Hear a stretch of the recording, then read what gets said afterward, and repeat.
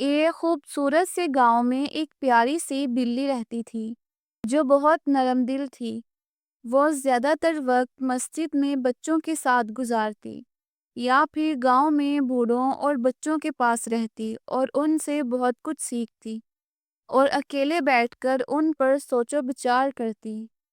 ایک دن بلی نے دیکھا کہ ایک بڑھیا بیمار پڑی ہے اور اس کے گھر میں کوئی کھانا پکانے والا نہیں ہے، تو بلی بھاگ کر مسجد گئی۔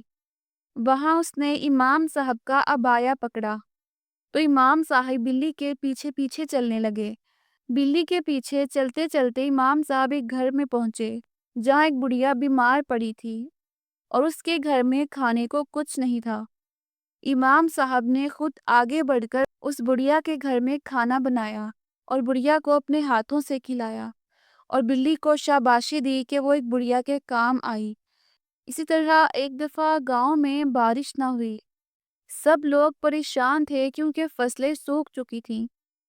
تو بلی نے مسجد میں اللہ تعالیٰ سے دعا کی کہ اللہ تعالیٰ بارش برسا دیں۔ تو کچھ عرصے بعد گاؤں میں بارش ہو گئی اور سب لوگوں نے کہا کہ یہ بلی کی دعا ہے۔ گاؤں کے سب لوگ بلی سے بہت پیار کرتے تھے۔ آہستہ آہستہ بلی بوڑھی ہونے لگ گئی۔ وہ اکثر ایک درخت کے پاس بیٹھی رہتی۔ ایک دن بلی ایک درخت کے نیچے بیٹھ کر سو گئی۔ کافی دیر بعد ایک شخص آیا اور اس نے بلی کو اٹھایا تو بلی نہ اٹھی کیونکہ وہ ہمیشہ کی نیند سو چکی تھی۔